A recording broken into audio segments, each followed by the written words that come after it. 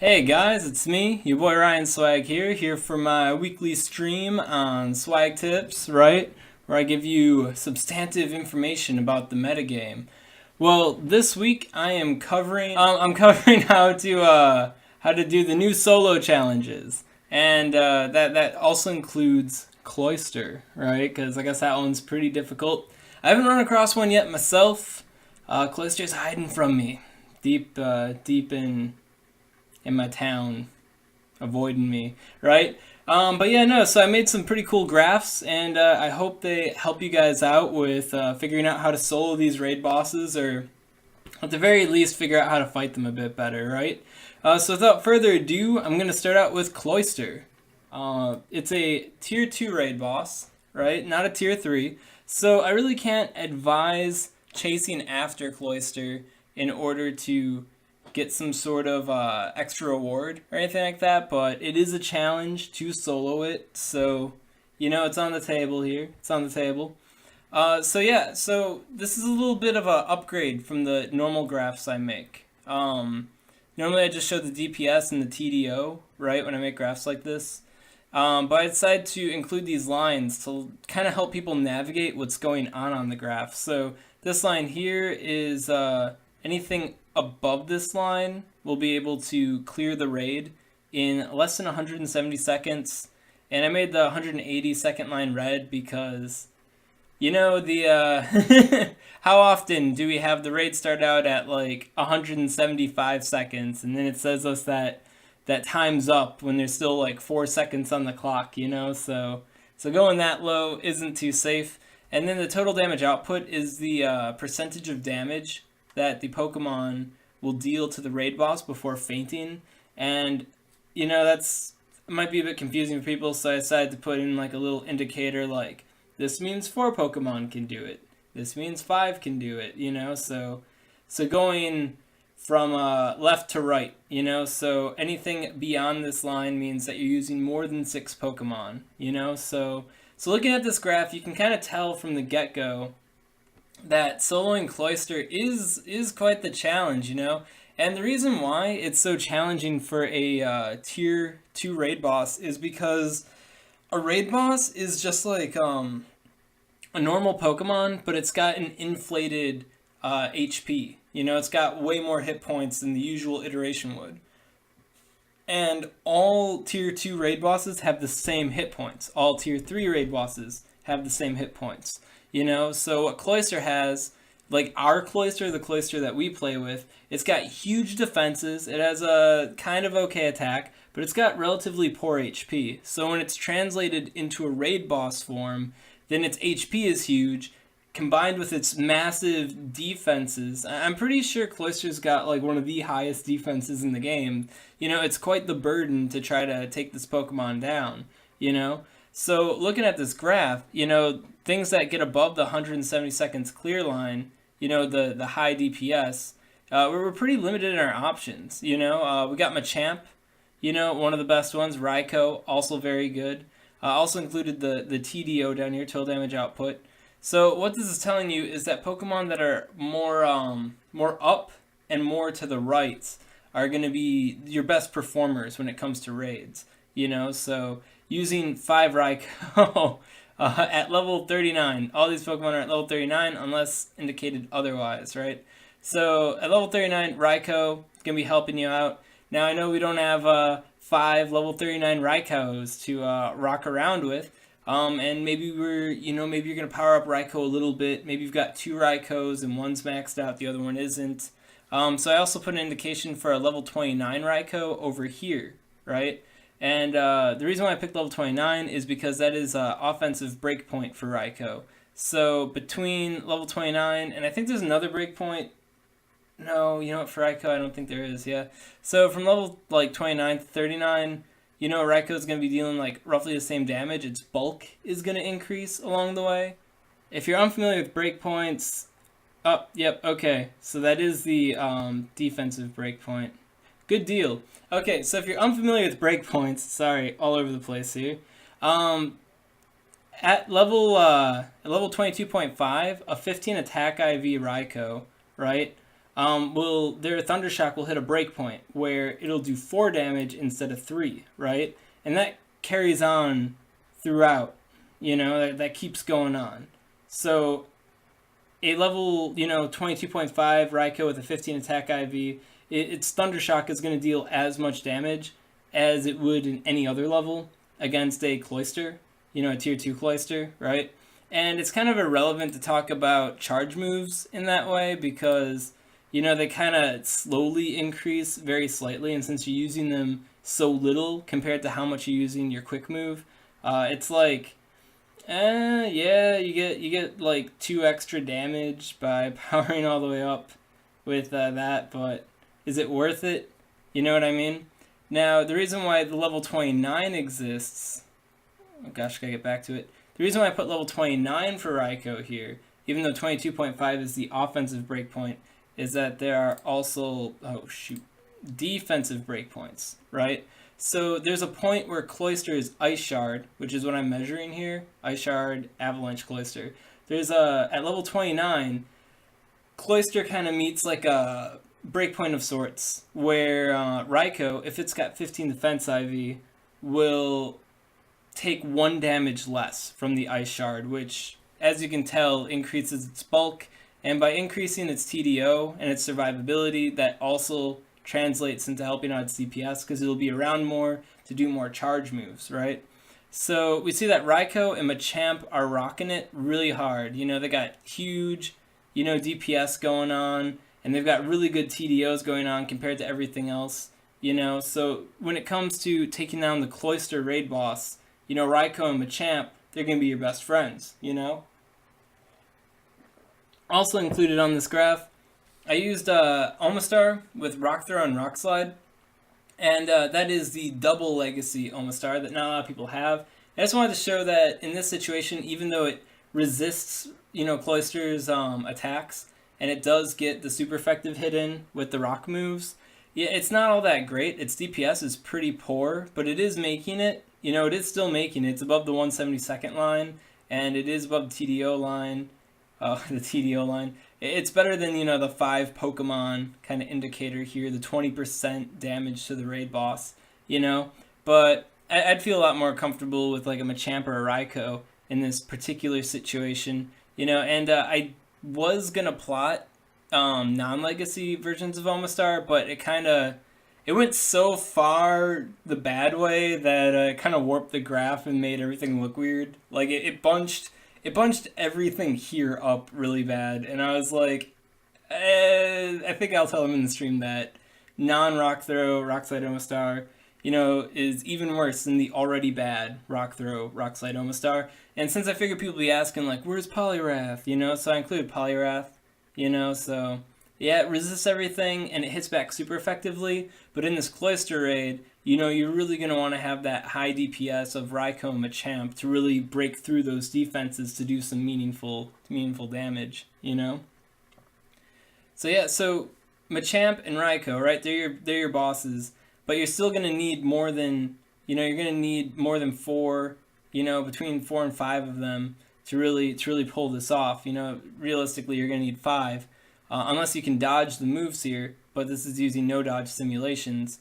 And so maybe you're like, well, Ryan Swag, I can't get level 39 of all these guys here. So I included some extra little points here for them. So if you got a level 29.5 Machamp, that's still really good. Huge DPS.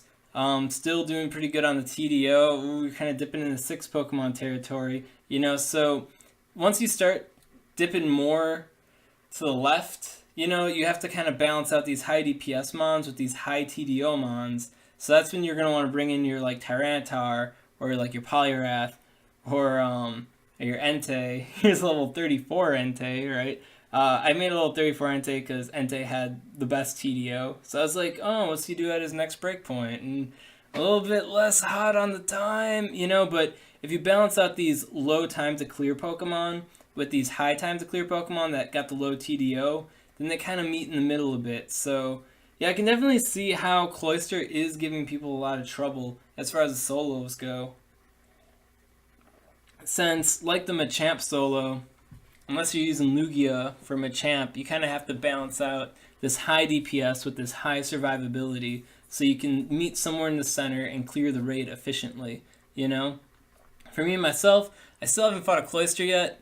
I'd say I'm pretty casually ready to take it on. You know, I got a good Raikou. I've got 2 really good Machamps.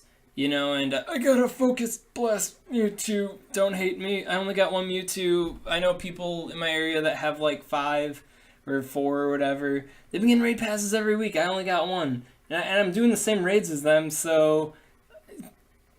Niantic, right? Niantic.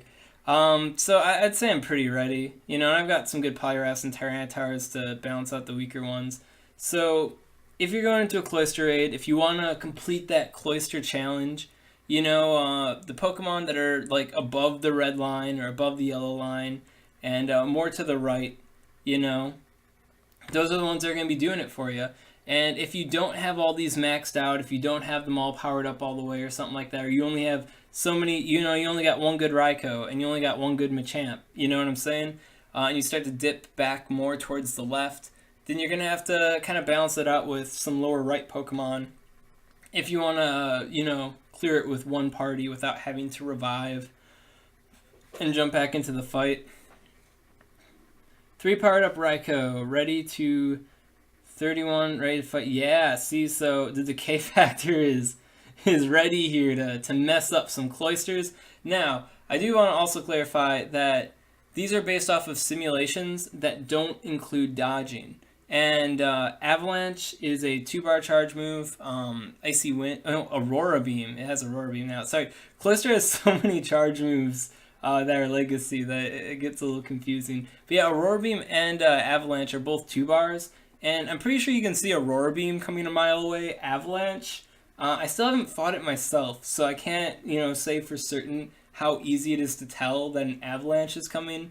But if you can tell that an Avalanche is coming, if you can dodge these charge moves, then it'll definitely make your fights a lot easier, and it would increase the DPS, you know, ever so slightly, but it would do a huge amount for the TDO here, you know, your total damage output. So if you want to try to skimp away, you know, do it with a couple Pokemon, if you get good at dodging those charge moves, then it's going to help you out a whole lot. When it comes to the Hydro Pump I feel is like arguably the easiest set since you're not dealing with so many charge attacks. But Hydro Pump is really hard to dodge. If you find that you can dodge a Hydro Pump, then that's a huge payoff. But if you're fighting Hydro Pump to begin with, then it's going to be a much easier Cloyster to take on, you know. But you go into the fight, you don't know what it's going to be. You know, all you know that it's a Cloyster and it's going to be hard. You know, Raikou, Machamp, your best bets right there. And assuming that you don't have, you know, more than 5 of them, you know, amped up and ready to rock and roll, you know, then you might want to, you know, slide in a Tyranitar or a Poliwrath or a Wild Charge Arcanine, you know, to try to kind of help things up at the end. Avalanche is super quick. Yeah, so I know that much about Avalanche, but I've never, like, really faced anything that has it, so I don't know if it's got any good tells, you know, because even though some, you know, quick moves are really quick, they kind of do, like, a little wind-up in the beginning, and you're like, okay, I know what's happening, you know, but... Yeah, is Avalanche so quick where it's like, it does, and then it's like, Avalanche happened, by the way. And you're like, yeah, no duh, I just got hit by it, you know? But yeah, so Cloyster Challenge, you know, I'm looking forward to fighting it, you know, so hope this graph helps people out. And as usual, when I do graphs in my streams and I upload them to YouTube, I'll also include a link in the description to an album that has all these graphs, right? So I'm going to move on to the next raid boss in our fun today. I'm gonna go to Scyther, right? So Scyther is a lot easier to beat compared to Cloyster, and you're probably thinking like, well, this is a tier 3 raid boss, Ryan Swag. Well, that's because, you know, Scyther's got way lower defenses, and that is basically all that really matters at the end of the day when it comes to a lot of raid bosses and your ability to solo them or not, you know? So, Pokemon that work out here. Oh yeah, and since the graph didn't really do a nice 170-second line, I added these lines in after the fact. I was like, you know, it'd really help people out if I had these lines. Kind of doesn't mesh well. And then this kind of trend of having how many Pokemon is going to carry out through the rest of the graphs. I still have to like update the graphs a little bit, make them look a little nicer. And 33.33, it's not, oop, that's between these two, right? So yeah, so invisible line here telling you that everything to the right suggests that you can use 3 of them without dodging, and you'd be able to clear this raid boss. So Entei and Moltres are your MVPs here. Time really isn't a concern when fighting Scyther. It's just, how many Pokemon you want to throw at it. And, so yeah, Golem, maxed out Golem with Stone Edge, very good. If you got a Rock Blast Golem, that's fine. I didn't include Rock Blast Golem on the graph because it was so similar to Stone Edge Golem. Stone Edge is always going to be better for solo challenges, especially if you're trying to like maximize, but Rock Blast isn't that big of a deal. Ancient Power is definitely worse, but if you're getting thrifty on charge TMs, as long as you got Golems with Rock Throw, the quick move Rock Throw, then you're pretty much good. As long as your charge move isn't Earthquake, then you're gonna be fine. Just throwing Golems at it. Even a level 29.5 Golem is pretty close to that 4 Pokemon, that 25% TDO kind of threshold there. So you can catch a level 29 or higher Golem. Golem. Well, I guess you could catch the Golem in the wild, but like Geodude in the wild. So it's not a huge concern there. I did a casual solo on Scyther, and I haven't uploaded on YouTube yet. I wanted to solo Cloyster, Porygon, Scyther, and that other boy, Porygon, right? I wanted to solo all 4 of them and do a compilation, like all 4 of them all at once. Kind of casually solo, just what I have. Not that I was like stalking them and preparing and powering up my stuff.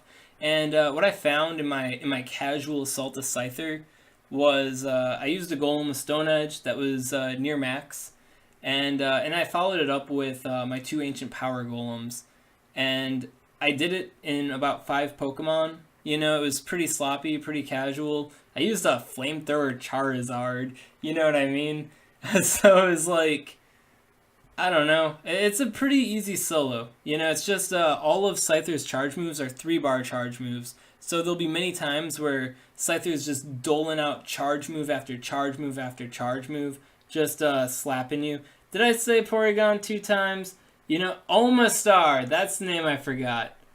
Omastar. Yeah, Omastar. I soloed an Omastar yesterday, actually. So I already got that guy nailed down for my casual solos, right? Just kind of went into the fight with my general Poke knowledge to, not powering up anything, not changing any movesets. So yeah, also talking about Omastar tonight, right? But yeah, so you go into a Scyther fight, and Golems are going to help you out more than anything. I really can't recommend powering up a Moltres or an Entei right now in the meta, since Golem is much more useful against so many other things. And if you're still sitting on powering up Golems, like if you don't even have one good Golem, Ho-Oh will come eventually. And when Ho-Oh comes, when Niantic blesses us with that fight, Golem's going to be one of your MVPs. So there's plenty of reasons to have a good Golem ready, but if you want to power up Moltres or Entei, if you already have a Moltres or Entei powered up, then you're straight up swagging. And then over here, a 30.5 Moltres or 31 Entei, they still got really good TDO happening, even though they're lacking a little bit in the DPS department. As long as your TDO is great, it's who's really caring? It's still taking you like 4 Pokemon to beat it.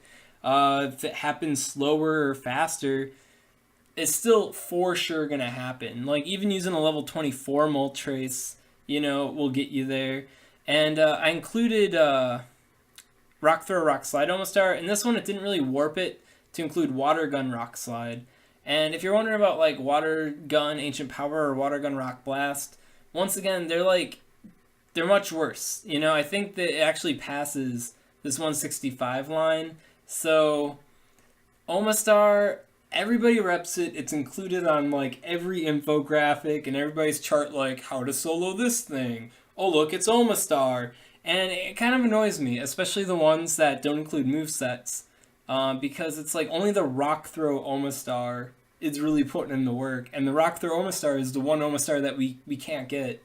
If you don't already have it, you're not going to get it. So it's like, I don't know. So when I make these graphs, unless it's obvious that the other ones aren't going to do so hot, I try to specify which Omastars I'm talking about, where I kind of take it for granted for the more obtainable Pokemon with the obtainable movesets, what I'm using here, you know? So yeah, soloing Scyther, I haven't heard anybody, give any gripes about trying to do it.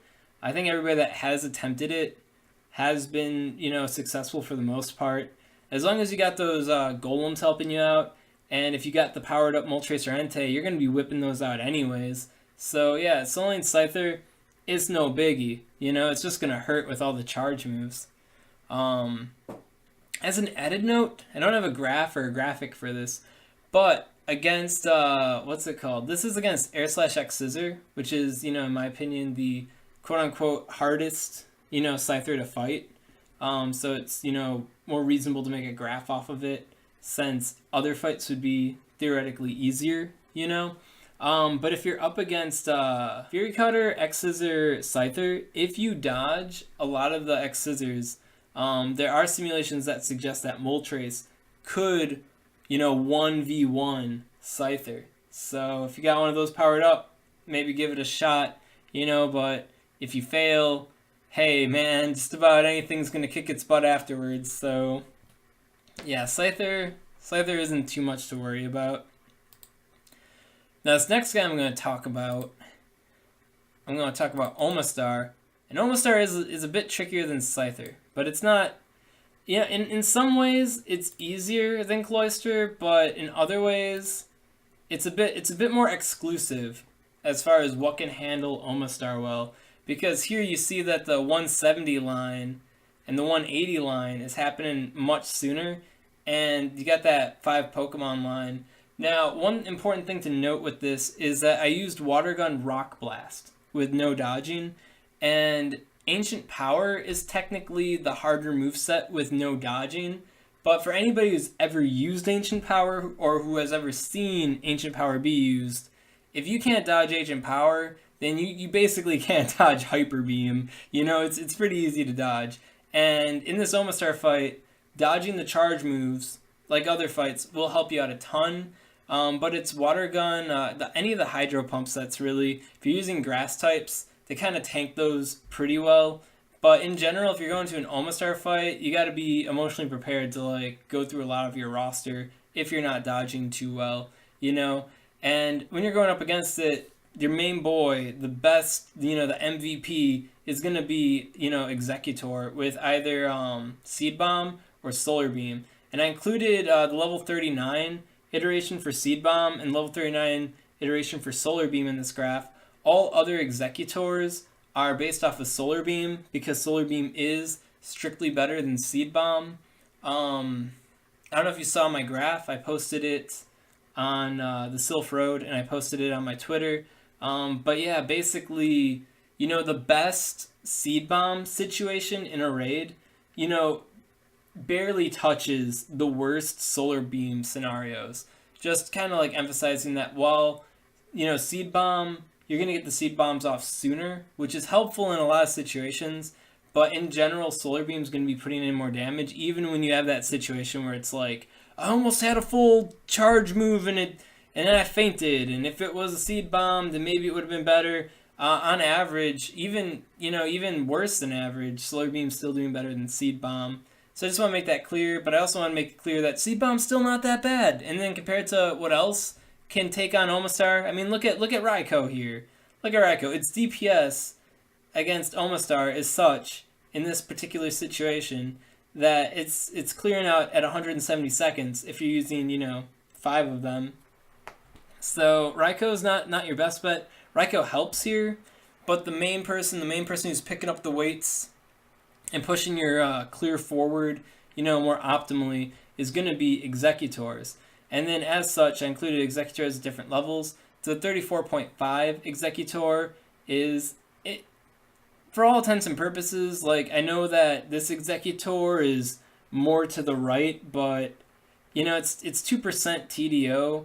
It does, go to the 6 Pokemon used kind of threshold, but ever so slightly. So, 34, not that bad. 26.5, definitely worse, not that bad. And I also want to clarify that, like, powering up between these two levels will likely land it somewhere in between, because your bulk does go up slightly, even though your DPS isn't going up a whole lot. So it's not a total waste if you want to try to, clear this 5 Pokemon threshold a little bit better, or, power up a little bit above 34.5. And Venusaur is also there doing work, and for most part, Venusaur will trend like Exeggutor does. So, just kind of like, I probably should have included Exeggutor and its breakpoints looking back on it now. And I'd probably fill up the graph a little bit more. But yeah, so Venusaur, good option as well. Even Victory Bell, level 39, that high DPS, isn't even touching the high DPS of the Exeggutor, because that, survivability is going down, which impacts the DPS in a pretty big way. So Omastar is a pretty bloody fight, unless you're able to dodge its charge moves. And if it's, Hydro Pump, it's definitely less of a threat. If it's Ancient Power, you'll be able to dodge charge moves better. But for, all intents and purposes, if you want to go into an Omastar and solo it with impunity, you're going to need like 3 or 4 solid Exeggutors ready to put in that work. And if you want to know what the quick move is for these, it's Bullet Seed. Bullet Seed is going to be the important, quick move here. It's definitely better than Extra Sensory or Confusion, but Extra Sensory and Confusion aren't so bad that you really want to worry about having them or not. So, how to put this in a nice way? Exeggutor. As long as you're making these offensive, the offensive breakpoints are relative to Bullet Seed, right? So if you want to know what the offensive breakpoints are for Confusion or for Zen Headbutt or Extra Sensory, then use that tool that I'll be linking you guys if you don't already have that tool saved. I've used the tool before, linked you guys to the tool before. Very helpful for calculating, how to fight raid bosses better, And I also included Zapdos, Jolteon, and Mewtwo here, since I figured people would be curious, well, how does Zapdos do? It's a super good electric type. Its weakness to rock attacks is what's really bringing it down compared to Raikou. Especially considering Omastar's rock attacks are 3-bar charge moves. So Omastar is going to be busting out those rock attacks almost all the time. And Jolteon really can't keep up with all that damage output from the constant charge moves. And Mewtwo with Focus Blast, that it's not really doing the work here. It's not able to tank enough hits, and the damage that it's dealing isn't potent enough to really, threaten Lord Helix here from taking over. So yeah, and looking at this graph, you can definitely see why a lot of people are having trouble soloing Omastars, especially when they're not using Exeggutors.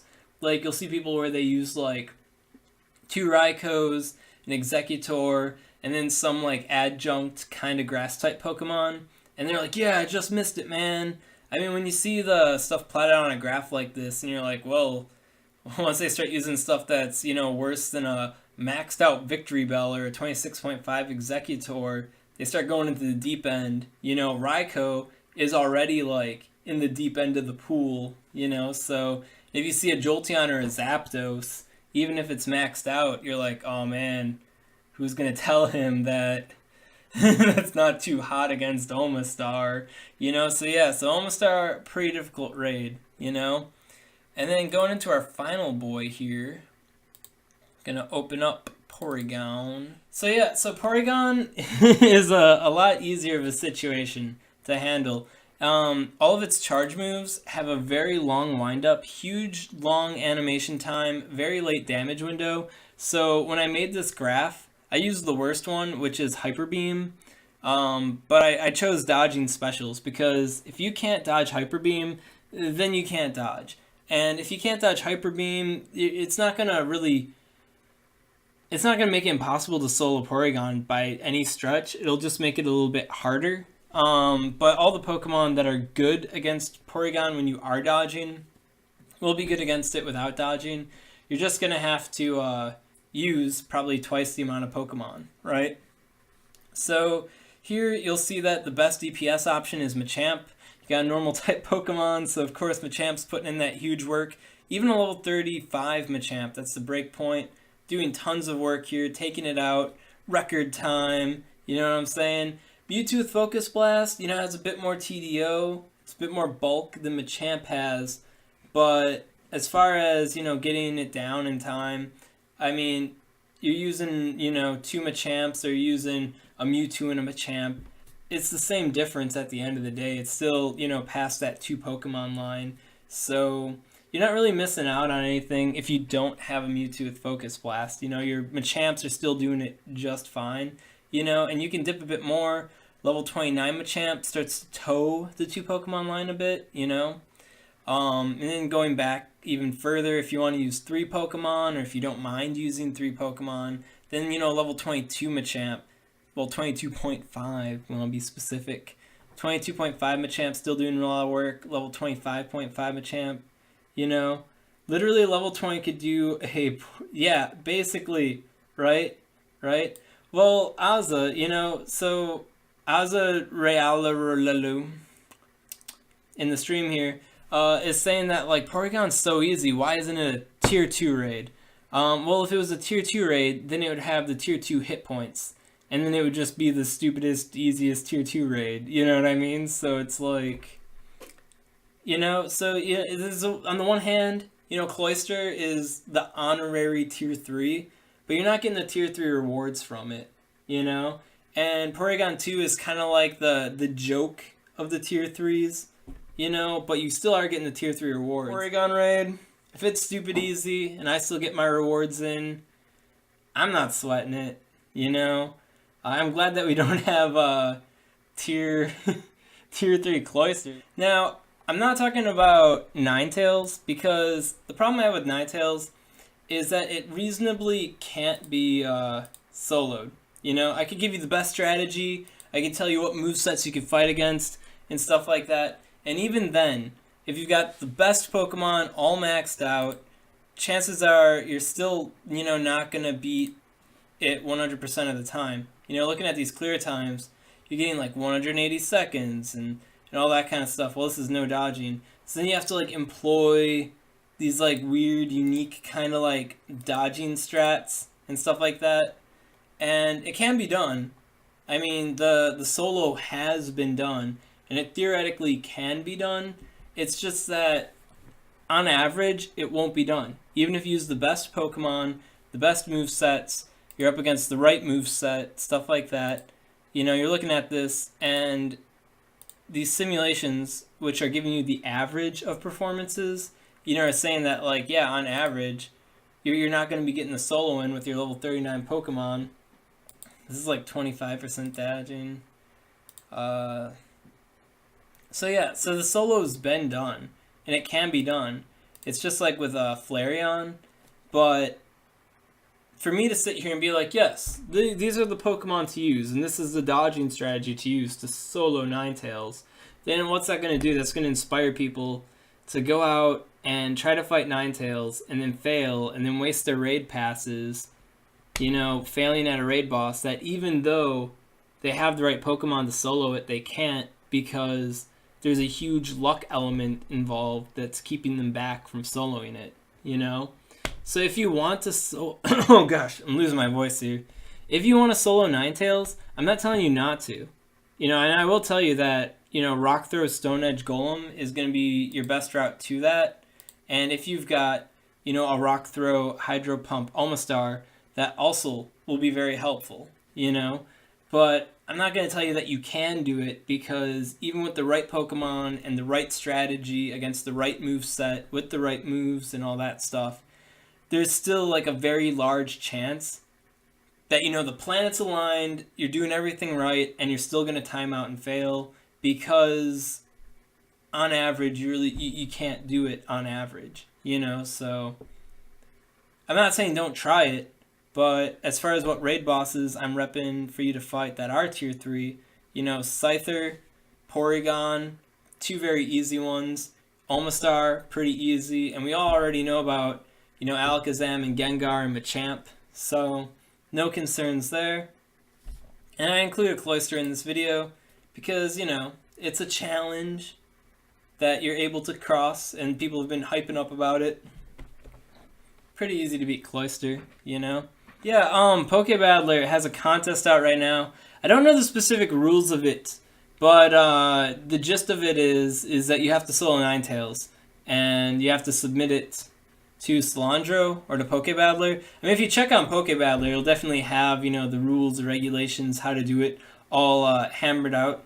And if you are able to do the solo under the conditions set by Pokebattler, then you'll get, I believe it's 1 year access to like the gold membership for Pokebattler or something like that. So that is, you know, how much you use Pokebattler, that's that could be valuable to you, or it could just be like, yeah, I did it and I won the contest. Oh, who's the contest winner? You know, you get to walk around with that swag on your shoulder. So there, I guess there is the benefit. You know, if you are able to solo it and you record your solo and you submit it to Pokebattler, if you show Salandro and it meets the specifications, then there is that added benefit of being able to have that gold tier membership to Pokebattler's special Pokebox simulations. You know, and that's something money, I guess, arguably can buy, but you know, it's not. I don't know, a little something extra there if you want to try it.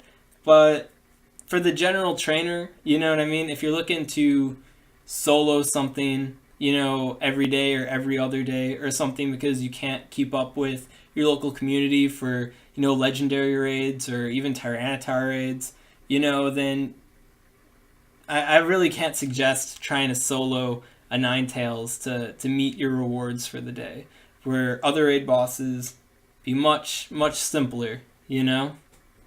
So yeah,